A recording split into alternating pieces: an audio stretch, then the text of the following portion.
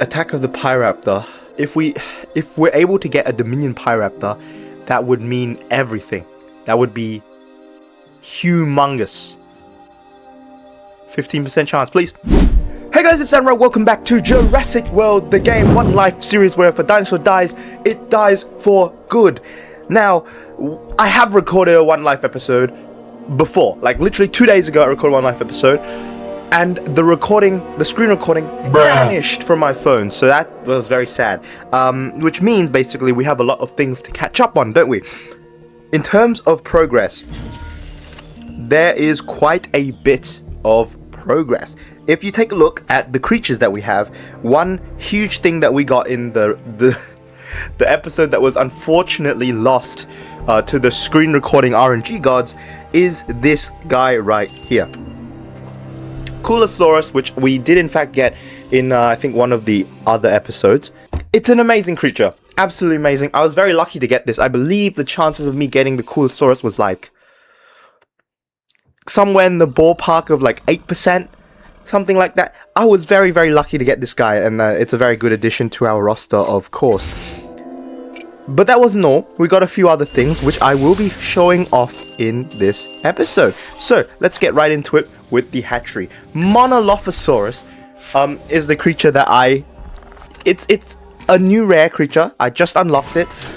This thing was in an event that I did in the last episode. We can now max this guy out, and everybody knows the Monolophosaurus is an incredibly important creature because it is the ingredient to Tapijalosaurus, one of the best hybrids in the game in terms of value. I think that this creature's unlock is pivotal for the park. Of course, we did unfortunately have to sacrifice the Brachiosaurus to get it. We lost in the last episode. That I wish I had it on record because that was a devastating loss. Imagine Brachiosaurus, big important creature. I thought it was going to be one of our herbivore carries for the rest of the series. It's gone, and that's very sad. Furthermore, let's get also into this, the Spinosaurus, just something else to hatch. This is a super rare, and we can slowly work towards this guy. I believe I have another one already, so I can make a level 20, but for now, let's leave this guy at level 1. I don't really have a use for it just yet. We also have, that's a bit of a spoiler, Tyrannosaurus Rex. I think I already have one of these. Yes, I do. So this is going to be level 20 T-Rex. Level 20 T-Rex, of course, being one of my favorite designs in the game. And finally, the Scolosaurus, which is something that everybody got for free from one of those packs. So this guy is going to go where the Brachiosaurus was. Of course, I don't expect this to be nearly a replacement for Brachiosaurus, but at level 10, it does have 399 health and 169 attack, so it's not too bad. We will be able to maybe use this thing once in a while. It kind of has too little health for my liking, but that will be okay. And this is the real replacement for the Brachiosaurus. Therizinosaurus, which I had 2 of. I was going to use those guys as meat shields only, but I would kind of prefer to have a level 20 because it can actually do a little bit of damage. Pretty important for us.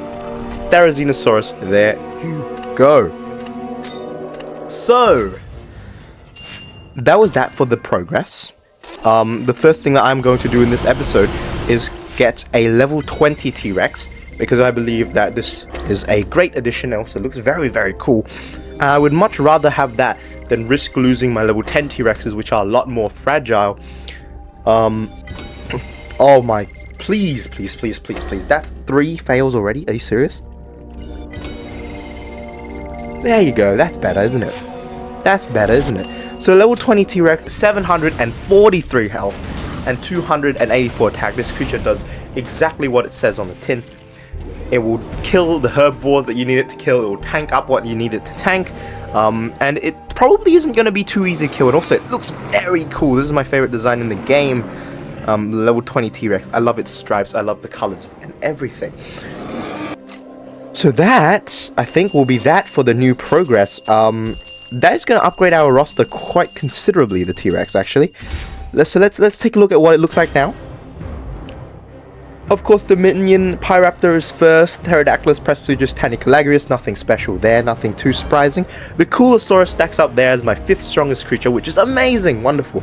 It's followed by Sopranotitan, and then T-Rex. Diplotator, Therizinosaurus there, Stegosaurus Gen 2, where the Brachiosaurus once was, rest in peace. Scolosaurus is also up there. So what I'm thinking for the future plans is maybe it is time for level 40 Alangosaurus. What do you guys think? I have 4 level 20s and a level 30. But now Alangosaurus is no longer a carry. Like, it doesn't carry us anymore at level 30.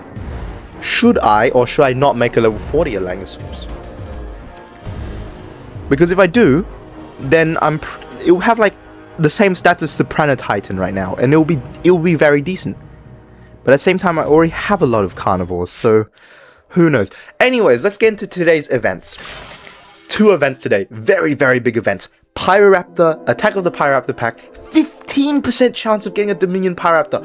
Imagine we get another one of these. We already have one. It's the best creature in our pack. We can get another. And of course, the Dilophosaurus, with a 25% chance of a Dilophosaurus Gen 2.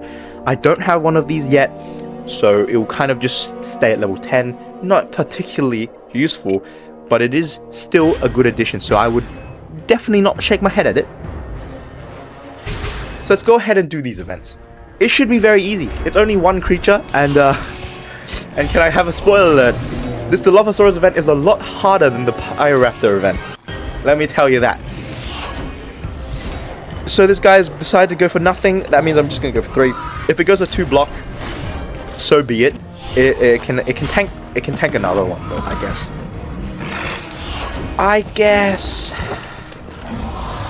Oh, okay. Went for 1 block that time. But even if it goes for 4, I'm not scared. I think I can tank 3 hits from it, no problem as well.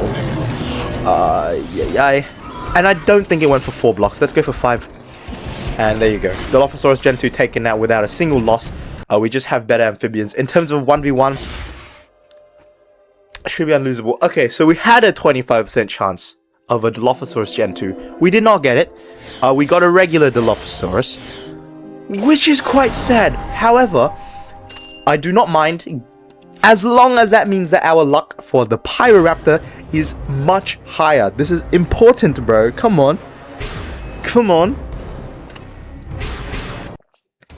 And it's just a regular Pyroraptor, so that means we're gonna finish the battle in 1 turn. So this is the big one. I did these events off camera. They were all the same battle. It would just have taken a bit more time and a few bucks to speed up. This is the huge one. Attack of the Pyroraptor. If we're able to get a Dominion Pyroraptor, that would mean everything. That would be humongous. 15% chance, please. Oh my god. Oh no. You know what? That is such a shame. Because the chance of you getting a Pyroraptor is exactly the same as the Dominion Pyroraptor. That is a 15% chance, but not the one I wanted. Oh, we had a huge opportunity. We got the creatures. For both of the events, we got the creatures. We didn't get Amber, but they were the wrong creatures.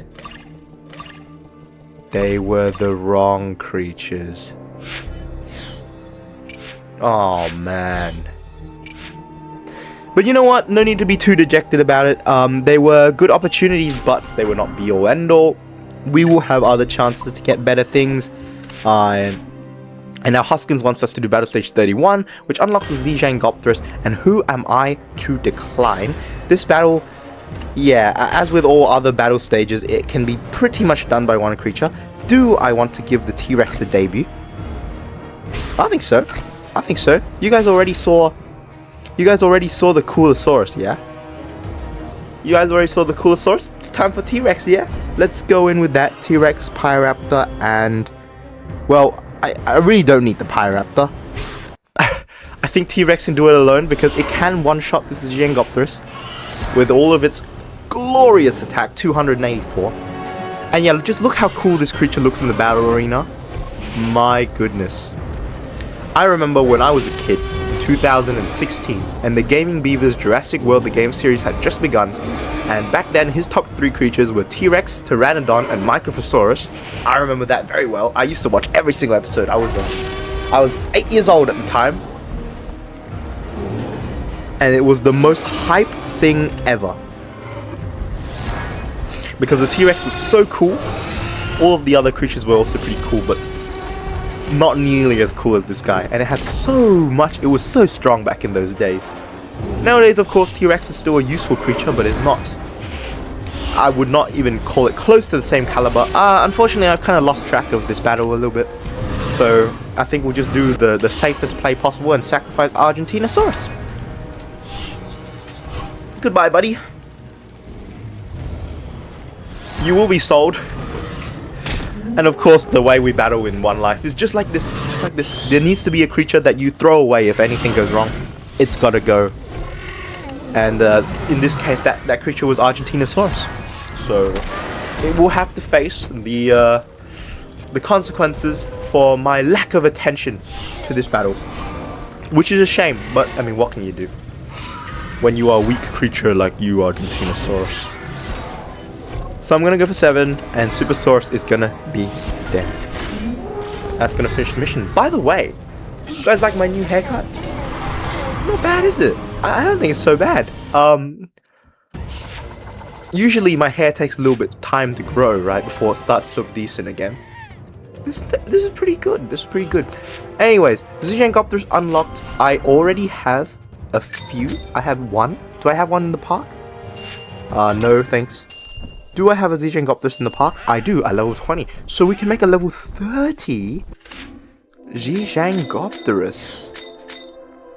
Ooh, very nice actually. So we're waiting on this mission. And a level 30 Zigengopterus, that is on the cards? Really? Okay. That's pretty exciting actually. Let's go ahead and put some stuff in the hatchery then. So, what do I want to do? Monolophosaurus, I think, should go in. Because we're working towards level 40 of that, right?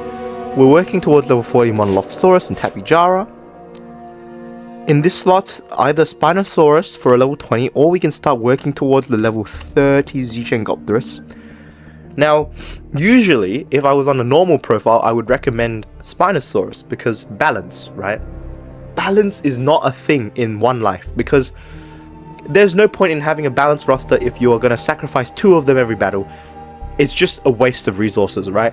You want to have as many carries as possible. At this current point in time, we cannot make a level 30 Spinosaurus. So let's go ahead and hatch the Zigengopterus in there, and let's go see if we have any legendaries. No. So I guess we'll hatch the other one as well. So there you go. That's going to be that one.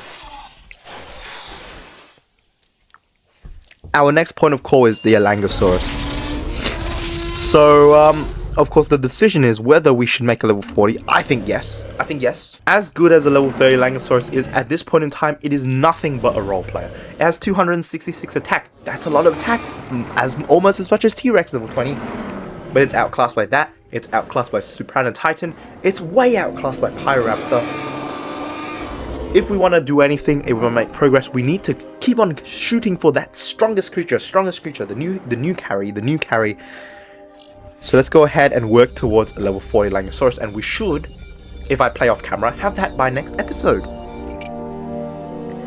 So let's wrap us up with a couple of expansions, taking us up to level 33. These battle stages are nothing in terms of it's not really exciting for me, really. So we'll do a little bit of housekeeping before leaving off. This has been quite a short one, simply because well, look, there's not that much content in terms of battle. Like right now, battling is as you can see, those events were very short. We do have recurring events where you can have, like, I guess, more chances to get this. Who cares about this pack? Excuse me. This is a very cool one, I think, but I think it's also costs way too many coins. So we have kind of a problem with that as well, which I would like to address, is our coin farm issue. So there's a lot of things for us to think about off camera. So I think this is going to leave us off here for this episode. Level 33, couple missions. I would have loved to get this mission done, but I would have to wait a bit more to get the coins for power generator. So this is a nice return to one life. I actually almost forgot to sell the Argentinosaurus that died. So there you go. We did get a chance to win a couple of really good things, which fell through our hands. What can you do? This has been a pretty decent return to one life. So if you guys have enjoyed this episode, once again, remember to like and subscribe. Tell me in the comments what you think I should work on in this series, because the next strong creature, I'm not too sure if I should be really heading towards that Tapijalosaurus so soon, or if I should be doing something else with my resources. And also, like, what should I do for the coin farm issue? A Langosaurus coin farm, it should be working, but I guess I'm just not active enough to make it work. So yeah, this is going to be it for today's One Life episode. As always, I'm Samrak, and I'll see you all in future streams and videos. Bye!